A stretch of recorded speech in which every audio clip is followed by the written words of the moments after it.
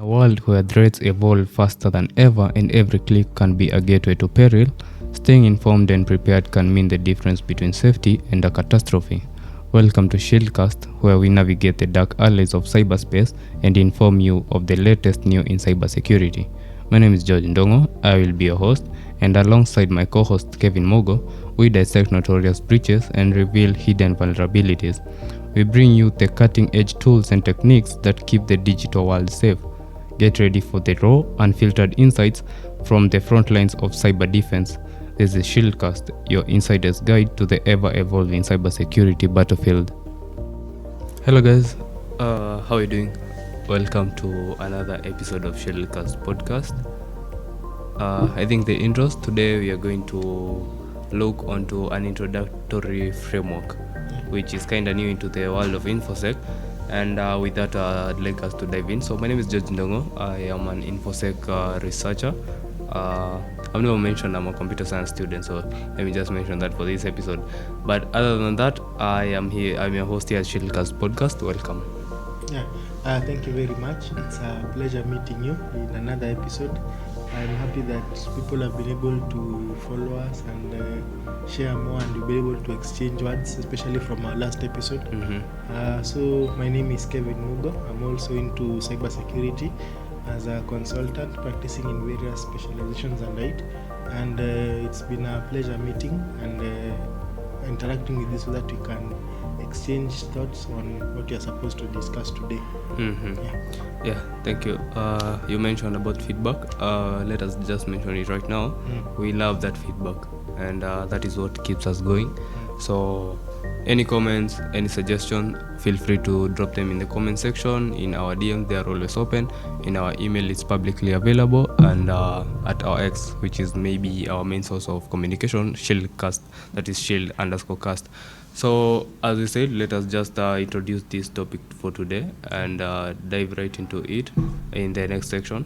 So there has not been a lot of frameworks that have been developed or modified around mobile security. Yes. And the OWASP, which is the Open Worldwide Application Security Project, saw this need and this gap in mobile application security and decided to come up with this framework. Yeah. And I believe in the years to come, it will really catch up because mobile security is blossoming in a high rate. True. So this framework was able to come up in the past few weeks, or we can call them months, because they are just few. And it has been creating a lot of impact, even in its currently available beta version. And in the project that has been carried out, even if it's in its early stages, if you may say, there's a lot that has already been done. And if there's anything left, it's just minor improvements to polish up on the structure of how it works and the rest, but at the moment it's good, it's standard, and it's good to discuss about it so that people can be able to understand how we can be able to secure our mobile applications regardless of the operating system, especially on the technical side. Yeah, we have talked about a lot about it, but we have not even mentioned the framework. So MASWE, I'm not even yet familiar with the acronym, but MASWE, as you said, it has hit headlines, and especially for mobile security specialists. So that is the Mobile Application Security Weakness Enumeration, which is the MASWE. And it, as we mentioned, it is being created to form kind of a backbone around mobile security. True. Yeah. So with that, I think we can just get into the importance of this platform, this framework, so that we can be able to gain more insights on it. Yeah. So a lot will be coming. This is just a hope in episode because we saw the need to talk about this framework. So we are going to touch more about the importance, which will kind of have some common similarities with other frameworks because it's the same importance, just that this is focused on mobile security. But with that, I think maybe in the future we'll have another deeper conversation about this MASWE, but treat this as an introductory to MASWE.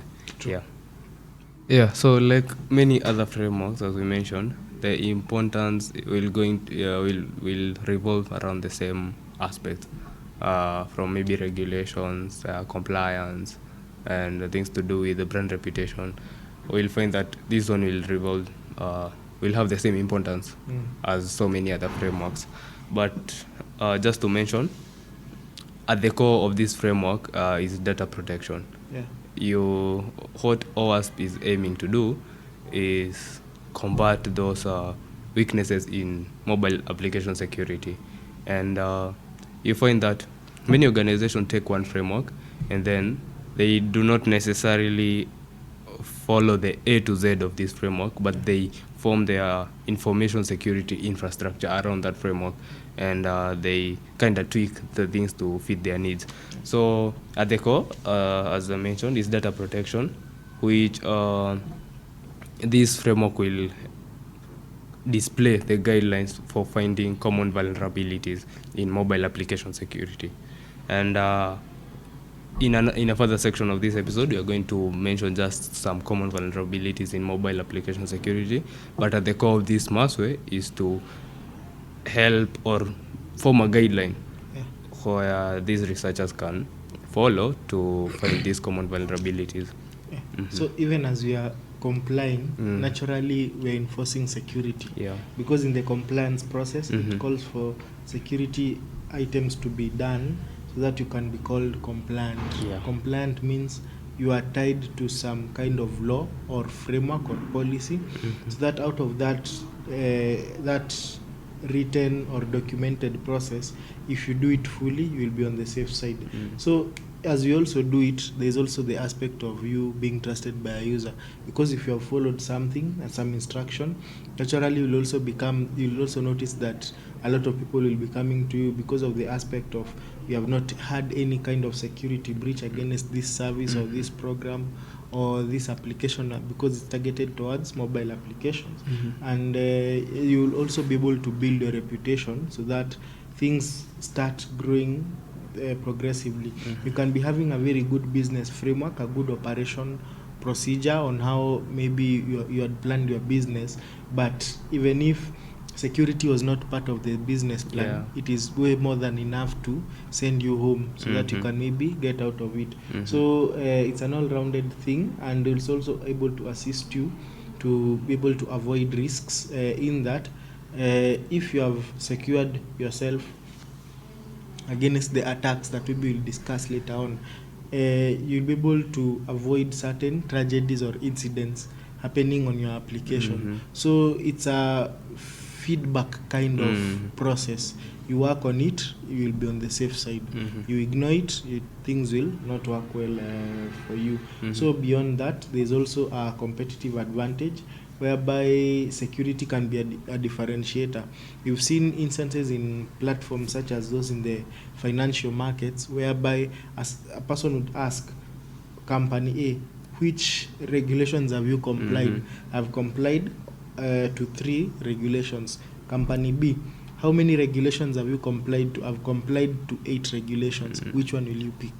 The one with the 8 regulations. So it brings a natural competitive advantage, while to those people who may be going through the background of these companies, or these applications before downloading, installing them, and the rest. And lastly, it enhances innovation because of the security foundation that is developed with constant security breaches and the rest. So as the world of technology evolves, it evolves for the good and also for the bad. So as this evolution happens, compliance also improves. As compliance improves, you are also kept up to date, that if you do not comply to some threat, or rather some attack that came 3 months ago, your compliance certificate will be disabled. It's upon you to comply, confirm to us, and then we move on. And as you mentioned in company A and company B, around maybe search into their website, you will see those badges like ABC compliant, ISO compliant, and this also serves as a guideline, not only as brand reputation, not only building their brand reputation, it serves as a guideline to the customers or to their target market segment, to which company would you love to do your businesses with, because there is the issue of privacy. And so long as mobile security is concerned, there is a lot of personal data going in and out of your mobile devices. So I believe the scope of this framework will be big as the time goes, and the aspect of mobile security is a very big topic. And I think you mentioned brand reputation, and recently you found Flutterwave was attacked just before their IPO, and things to do with that. So it's not always about making money, and the aspect of information security comes in. So with that point, maybe a little bit far away from our topic today, let's mention maybe some common vulns in mobile security, just to brush them through and kind of attach them to this framework. True. Yeah. So we're kind of going to categorize some of these vulnerabilities and try to walk our audience through these vulnerabilities in the simplest way possible. We have mentioned this, I think, in most of our episodes, but I think vividly I remember episode 8 we kind of brushed through this. Not very sure, but yes, we have certainly gone through this. So we're going to categorize this into maybe injection, data storage and handling, and authentication and authorization attacks, and more as we go. So we have mentioned SQL injection, CSS, XSS, all of this. Maybe if you're especially not new into InfoSec, not only mobile security, they are not terms unfamiliar to your ears. Yeah, these are terms that are more of borrow the same principle, but the difference can be on the platform that they are sent to, as maybe agents or strategies to cause various kinds of compromise. So for example, SQL injection is whereby you just send some command to a database so that you can be able to get some response that you are not authorized to get. So it's like you're on a door somewhere, and then you're trying to peep through so that you can see who is in the house, and you're not the owner of that home.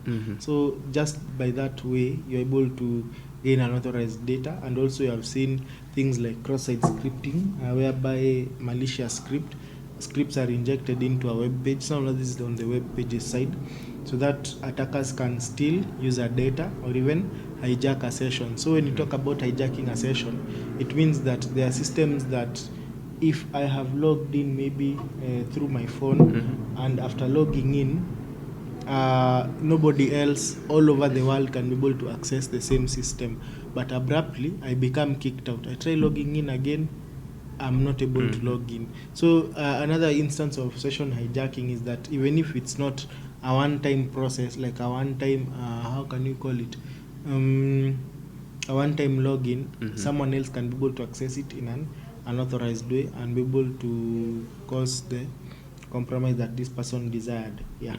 So there is the other category of data storage and handling, which can be categorized as its own group of vulnerabilities, because it's not really in the implementation stage or the stage where you develop mobile apps, rather than the handling of the data of your users. And especially fintech applications and such and so on might be familiar with this. So things to do with improper data storage and lack of data protection. So there exist already standards and rather frameworks that guide data protection around data storage. Around data storage. So I think what MASWE will do, let me just refer it to as MASWE in the rest of this episode. Data security in mobile applications will be revolving around MASWE. So when it comes to data storage and handling, the issues that come up, and before we handle the issues, there's one backup strategy that I usually love. You might be saying that I back up my data every day, every time, and like I usually do it. But how do you do it? You might be doing it, but not the right way. So one example I usually love is the 3-to-1 backup strategy, whereby you have two copies that are stored in some storage devices, let's say external hard disk, and then there's another one that is stored offsite. When you say offsite, it means that in case there's a fire incident or maybe some earthquake or some floods or natural calamities that can maybe destroy the two items that are there, that offsite that was away from the premises, that in case things are being restored, you can just pick it up, bring it over, and things are able to proceed normally. So that aside, some people do not, when you do not maybe carry out these procedures, you'll find that you are unable to comply to such frameworks. So sensitive data can also be stored without proper encryption. That's also another thing. Even as you practice it, ensure that there's a level of security whereby even if someone steals that storage device, the data that is in there cannot be comprehended by the person who has illegally received this device. So there's also implementing of data protection mechanisms such as access controls and data masking, so that sensitive data cannot be exposed. So you can maybe set some rules that it's only this data can be accessed within these premises and nowhere else, and the rest. And also modes of transmission of this data. There are modes of transmission that are vulnerable to man-in-the-middle attacks, interception, and the rest. We admit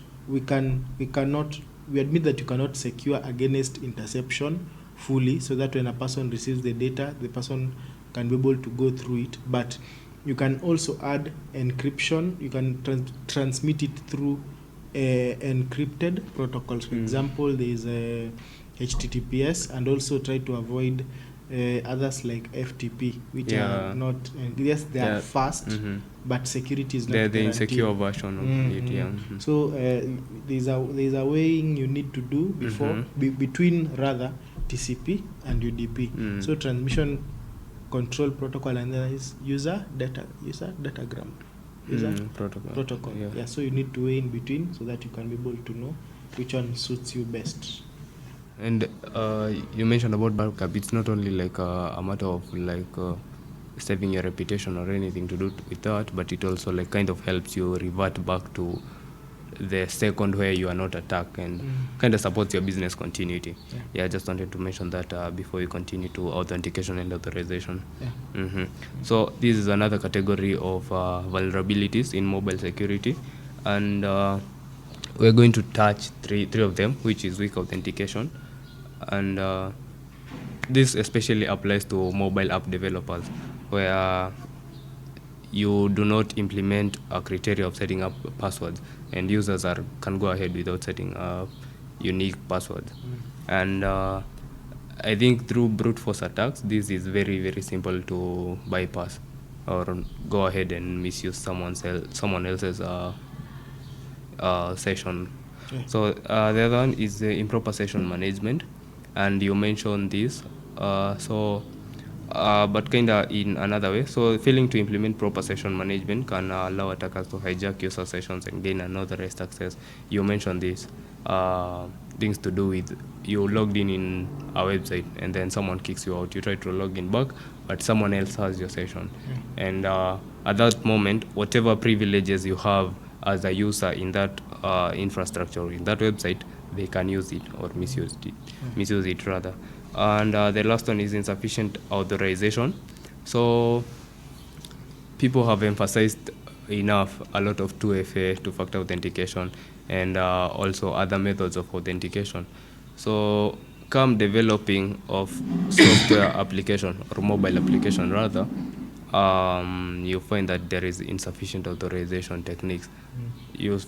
It's absurd to find that modern systems do not implement 2FA, and you kind of not understand how to revolve around it, because at the very least, a simple mobile application should implement 2FA. True. And many others, depending on the criticality of the information stored inside there. So the next one is network security, and I believe a lot of these we are brushing through, we have done in previous episodes. So this is just to kind of recap some of the mobile application security, because we are talking about MASWE today, the mobile application security weakness enumeration. So this is network security, And in this, I can mention insecure network communication. And maybe just to brush through so that we can go to the bigger part of that party libraries and APIs. So insecure network communication just involves using insecure protocols or not encrypting network traffic, which can expose apps to eavesdropping and MITM attacks. And this is so crucial, I believe, in when I hear MASWE, I think about a lot about fintech apps, like the internet banking apps.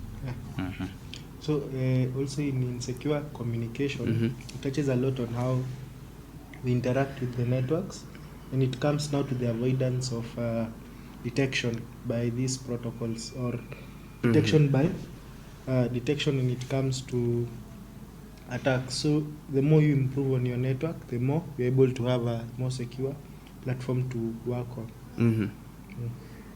So I think lastly, lack of network traffic inspection, and all this I believe touches on the software developers or the mobile application developers.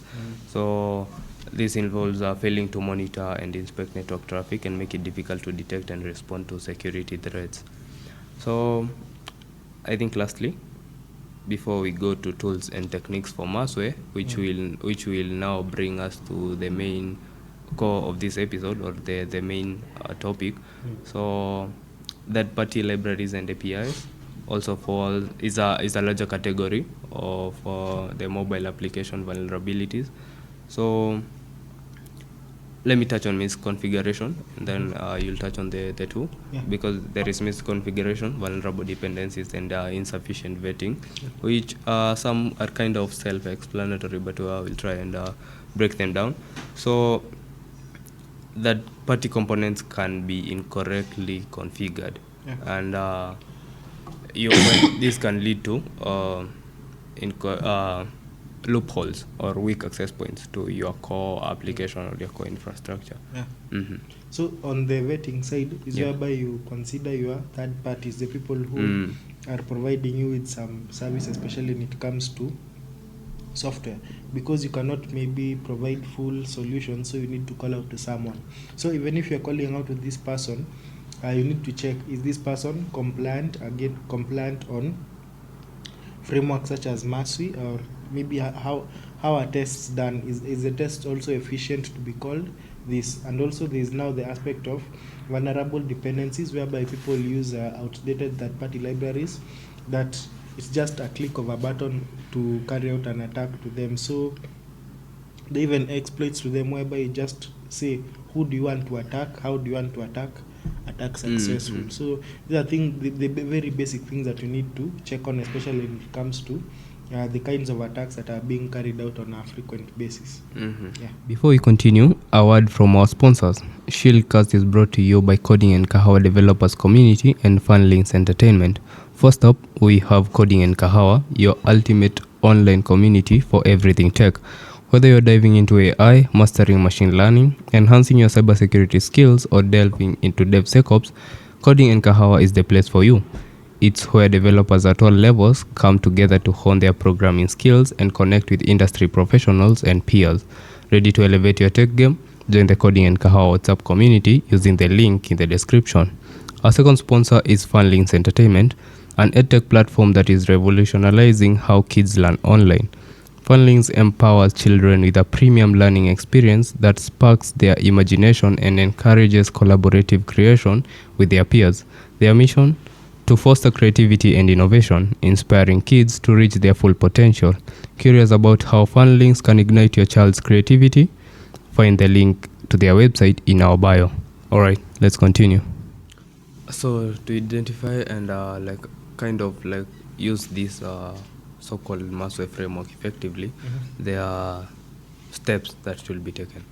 Or let me just call them tools and the techniques, which is the heading for this section, the tools and techniques for MASWE. So when you talk about the tools, is the items that are used. When it's the techniques, it's the method that we use these items to to carry out tests to ensure that we are compliant, to ensure that we are secure, and the rest. So there are various kinds of analysis or tests that are carried out, and there are 3. So we'll just touch on them at a very high level. The first one is static code analysis. The other one is dynamic code analysis, and then there is now the comprehensive penetration tests. Okay. Yeah. So I'll just touch on 1 or 2, and then you can pick it up. So when it comes to maybe something like static code analysis, is whereby we use various tools so that you can be able to scan for resources that are in need of some security compliance. For example, there are tools like SonarCube and Fortify that are used for this process. Even as you're selecting a tool, there are various factors, because you'll find that there are like a dozen tools that can perform the same role, but the factors that maybe can consider on are how effective are these tools to carry out this test. And then the second thing is also you need to ensure that these tools are efficient, and when it comes also to the cost, are you getting value for the money that you are placing in for this service? There's also tools. We can also go the manual way, especially when it comes to undercover the vulnerabilities in the automated tools, because there are things that when you do manually, you'll be able to even explore and even get more detailed, and it will be able to become a more custom methodology for you to be able to carry out this test. In the dynamic testing, it's whereby we use simulators to provide a controlled environment. So in this environment, so we are only testing without it being like running in the public domain. So we are trying to test it in a local, sometimes developers call them local networks. So they're not yet in the internet, but it's in an environment that is almost similar to how the public domain or the internet works. So it can be tested dynamically through processes like fuzzing, whereby randomly or unexpected data is sent to the application. So for example, you can try to test it with the SQL injection scripts. Okay. So what about if we try entering a database command, select all from blah blah blah, this database where, and the rest. If you enter it in maybe an entry box, or where will you get something, So another thing that is done in the dynamic process is also whereby you carry out some network analysis, whereby you can be able to spot vulnerabilities that are tied to insecure communication protocols or data communication. So you have seen that as this mobile application is communicating to the internet, it's able to pick up on it relies on some protocol. Let's say you said UDP is fast, but it's insecure. So yes, it's fast and insecure, but what is it that you are getting out of this process after now I've been able to carry out this test? Are you able to capture a username and password on the network traffic, for example, through Wireshark or something of the sort? So these are the things that you look at into detail. You might not get the results on day one immediately, but when you sit on it as a medium or long-term kind of process, there are things that you'll be able to uncover. So there's the aspect of skill and also patience. So on penetration testing, you find that the researchers will kind of use some automated tools like MASWE, but not to automate the entire penetration testing experience, but to automate some tasks on a portion of it. To kind of like help the researchers paint a clear pictures on the vulnerabilities or on the weaknesses or on the attack points. But majorly on penetration testing is where manual work is done by the penetration testers. They may simulate an environment or to kind of like identify the vulnerabilities in a mobile security on a mobile application. So I believe this is not the only framework with regards to mobile application security. There exist other frameworks, and those are the frameworks we're going to touch on in the next section, because as much as this one might be a little bit comprehensive, there exist other frameworks that guide mobile application security specialists around their works. So as we mentioned, there exist other frameworks, and the OWASP Mobile Security Testing Guide is also a project by OWASP, which provides a comprehensive resource for conducting security testing in mobile applications. And I'm going to brush through some of the various aspects of mobile app security, which I'm going to skip some of the aspects which you have already mentioned, which include static code analysis, and I believe you mentioned dynamic testing.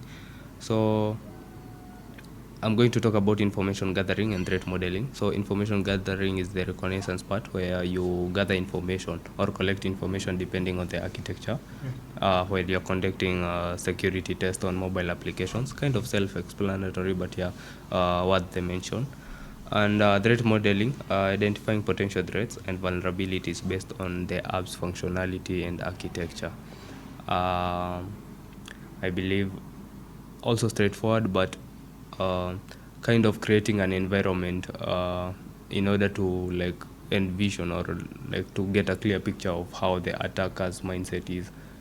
I believe I've explained it clearly. Yeah, that's good enough. So as I said, I'm going to skip on the bit on static code analysis and dynamic code analysis, and also third-party library and API assessments.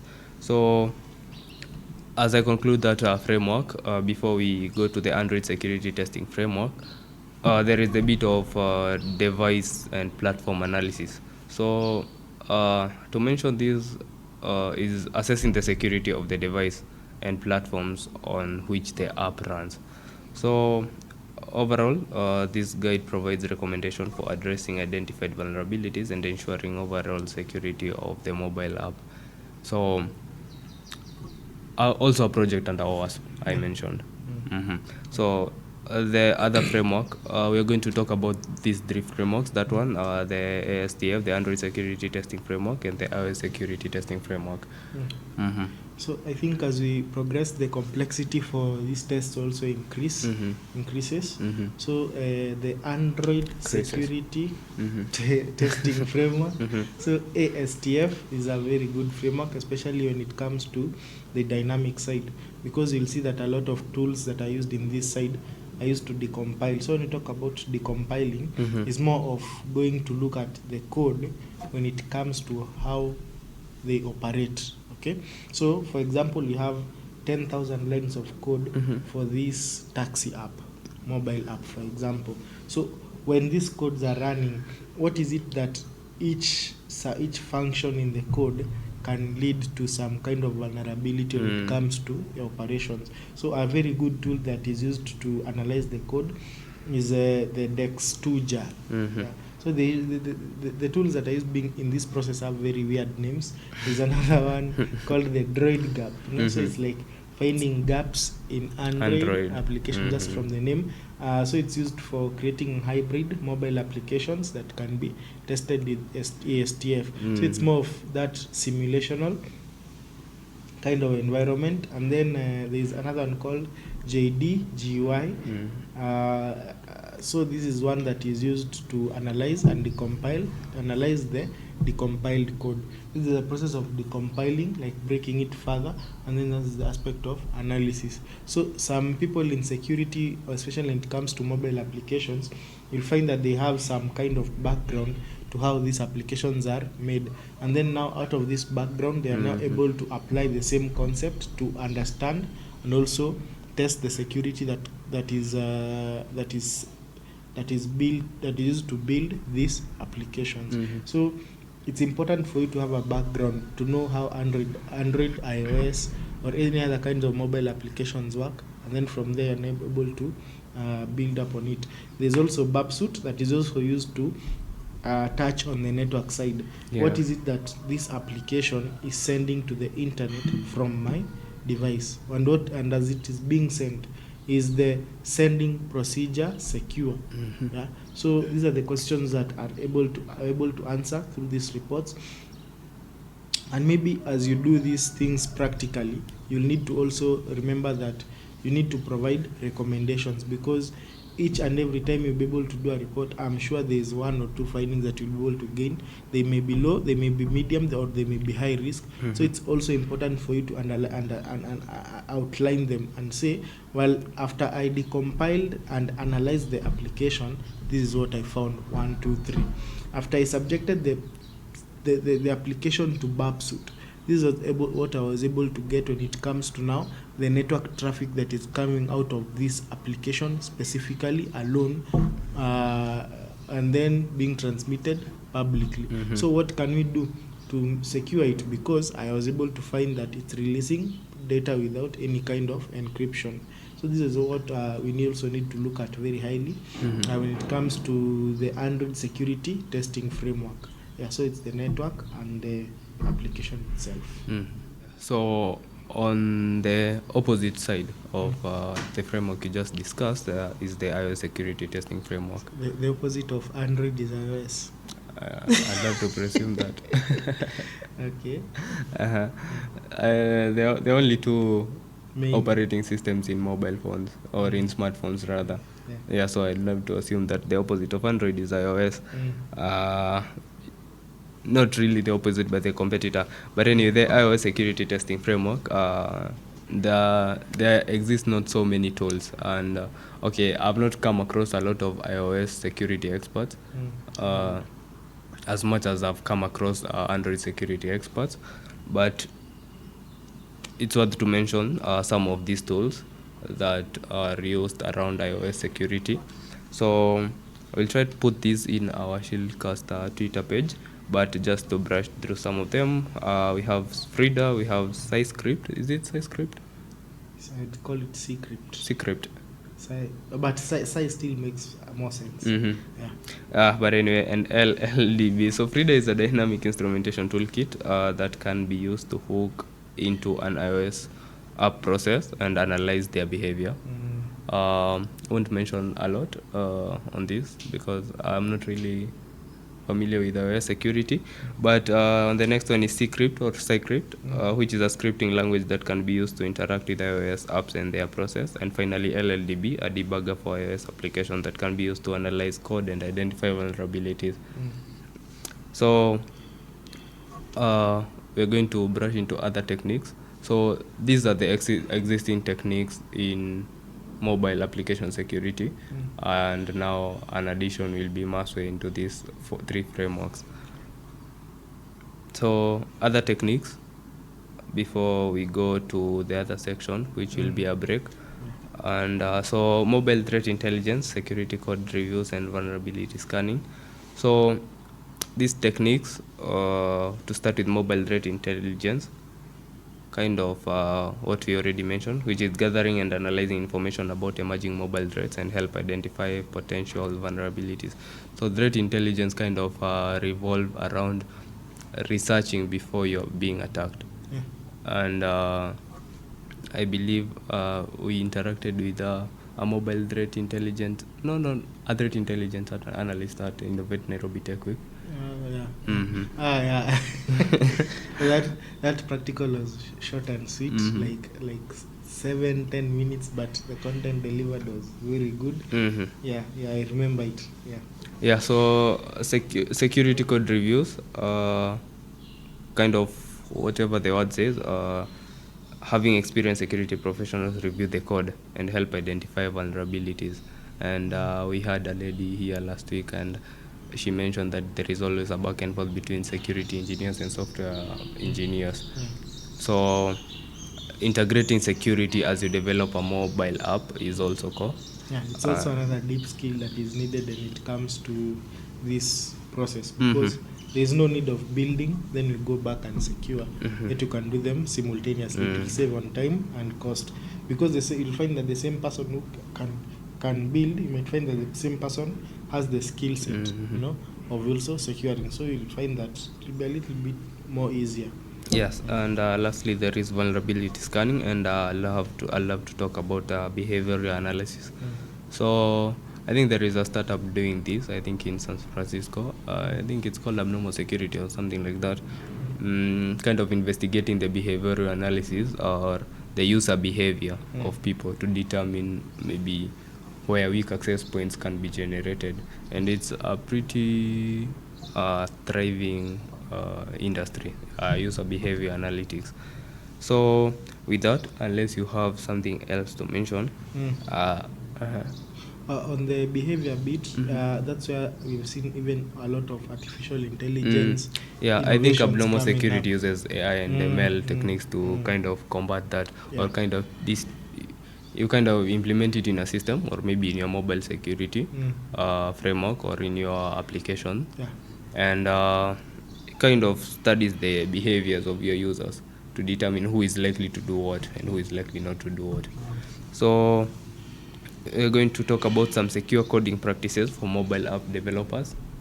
So something I don't think we've talked in the past about mobile app developers security practices, but we have mentioned something to do with backend security. I think that was episode 7 or something. When it comes to the protocols, how they communicate, what are you using? Do they encrypt also in the storage? Is it encrypted? So I think encryption, when it comes to security, plays a very crucial role. So when it comes to coding practices, we are trying to ask ourselves, as I am developing an Android or an iOS application, what are the things that should be in my fingertips as I develop it, so that even when I'm done with it, even when I'm doing the security tests, I'll find that I have an easier time when it comes to the patching up, we call it that way, of these security issues, so that you can save time and move to the next thing. So as we are trying to validate in the input validation process, we are able to confirm that we are receiving correct data that has no malicious intention to our systems. That's like trying to prevent SQL injection directly. When it comes to sanitization, it's the removal of any harmful or potentially malicious character codes. For example, though it's a case that you can mostly understand, when you're saving a Microsoft Word document or some file in Windows, you'll find that some characters are not accepted. Not really as a security practice as such as it can be, but it's the same principle that is also borrowed on that side. So you can be able to see that this symbol is not accepted. For example, an art, for example, a colon, a slash, just funny characters that may be intended to carry out malicious intentions. It's rare to find such kind of websites, but when you find one, most probably it has a high level of sophistication when it comes to these strategies. Okay, so the other thing that you have talked about, and it's very important, is data storage and encryption. So even as you're storing, even as you're backing up, even as you are doing any procedure with data, let encryption be part of you, A to Z. So you should also avoid storing sensitive data locally. So it should be something like an offsite backup. You should implement a proper key management. So when you talk about key, it's just like the one for a door. For you to get into a room, you need a key. So the same key is used to unlock the data when it comes to now the transmission, the conversion rather of this data from an encrypted to a decrypted format. So a key is what is used. So there are some algorithms use one or two keys. If it uses 2 keys, and that's what I'll focus on, it's more of it's called symmetric encryption. So 2 keys are involved. So the first one is a private key, the other one is a public key. So the private key is used to unlock, the public key is used to lock. So the keys form a match, and you cannot use another person's key to unlock your data. So also storage, we had talked about this in our previous episodes. When it comes to the minimization of the impact that is caused by ransomware, if you remember. So the more we lock it, the more we back it up frequently, the more that if something happens, we'll just move back a little bit of some time. Yes, data may be lost, but it will still be worth it working in a normal operation. So the next one we have talked about is authentication and authorization. Let me just add something. Like you mentioned, like encrypting data. I think it's a better practice to, like, even if you are storing it maybe in the cloud or whatever your means of storing data, encrypting it so that, like, in the event of leakage or a breach, they cannot they cannot do it. anything with the data because it's already encrypted. So to proceed with the aspect of authentication and authorization. So in layman's term, I think authentication is when the system is trying to prove the person is who they are saying they are. Authentication, yes. And authorization is giving access depending on the privileges. And the privileges. So using strong authentication mechanisms, and we mentioned the aspect of 2FA and MFA, which is two-factor authentication and multi-factor. So multi-factor is using more than two. Yes. Two or more. Two-factor is the two. So multi is the more. Multi is just three or more. No, they're usually three. Three, so you say two. No, it's three or more. Multi-factor is three or more. Two-factor is two. Yeah, two of the three factors of authentication.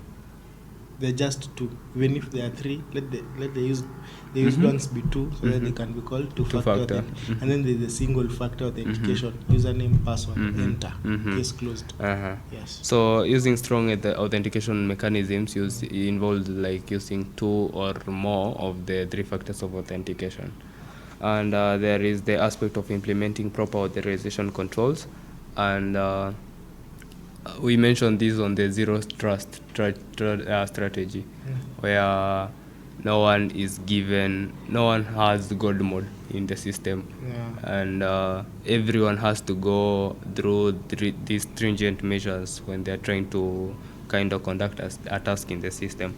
So lastly, securely storing authentication credentials, and you find some of the databases, you find the source code, and these credentials are just stored in the source code, and this is a poor software engineering strategy or practice rather. In the name of documentation. In the name of documentation. So documentation is good, but it's also bad to some extent. I'm not saying documentation is bad, but it's the way you do it. The documentation is very good, but the person is the one who makes it bad. It's just like the way people say, is it the drunkard or the alcohol who is the problem? So it's a debate, So just know how to do it, and everything will work out well for you. The aspect of network security, still on the best practices for Android developers or mobile application developers, not necessarily Android application. So obviously, like implementing HTTPS instead of HTTP goes without saying. And there is also another aspect which we have, I think, discussed with you on validating SSL and TLS certificates. That's the secure socket layer and transport layer security certificates. So this involves verifying the authenticity of the certificates while implementing your application. And on the third point is something we have mentioned, but in direct terms is avoiding hard coding sensitive information. So as we had mentioned, do not especially in SQL, when developing databases, do not hard code the credentials into the application. Username and password and the database name. Because there are two types of authentication when it comes to SQL. You can go with the normal Windows authentication, or maybe you can go with the other methods that are available depending on the kind of database and the infrastructure that was set up for security when it comes to its authentication. So as we wind up on the best practices, there is this subsection called third-party libraries and APIs. So on third-party libraries, I think we have mentioned that is doing a background check on the third-party libraries and APIs that you're integrating on your application, because given anything, they can be weak access points to your application. So ensuring that they are not introducing any weak access points and they have been implemented in the best practices is the first step before you integrate them into your application. So it's just the way you talked about the service providers and how they're also supposed to comply, as we discussed earlier. So on this last bit, also touching also on the service providers will also apply in mobile application development, which is reviewing third-party code. And we mentioned this in the service provider industry, involving reviewing third-party services, where you bring in other external service providers to help you achieve your objective. True. So in this bit, kind of uses the same principle, reviewing third-party code. You review third-party libraries and APIs to identify potential security risk. So on the last bit, it's about reviewing the code and testing. They talked about code reviews attached to the dynamic analysis, whereby you go through and each and every line, and you know the clear black spots when you see in code. Let's call them black spots, because you'll find that the same iterative concept that is used by a software engineer to carry out a specific process can also be a commonly used strategy, that when an attacker sees this immediately, he knows it's 6 times 6, 36, so it's just a direct thing that you're supposed to do. So review your code and try to understand what are these things that attackers look for, so that when they are spotted, it can create a leeway into the application's operations or even the database and the rest. So you should also use secure coding guidelines that have been followed, have been developed by organizations such as OWASP, whereby in one of the top 10 rules, it's something very straightforward: insecure misconfigurations and the rest. They are like 10, and I think there was an update that was released for 2024 recently, so you can also check out on them, so that it can be able to become effective and helpful. Knowing them is one thing, but now converting them into learning points that you can think throughout your code for its proper operation is also another thing. So it's always good to compare and contrast, so that you can be able to understand things fully. So your last point kind of rounds up this episode, which is using secure coding guidelines, rounds up on this framework, which is the mobile application security weakness enumeration, which as we mentioned, is developed by OWASP.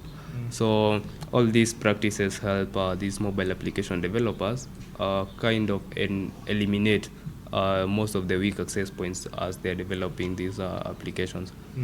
So with this, I think we have come to the end of this episode.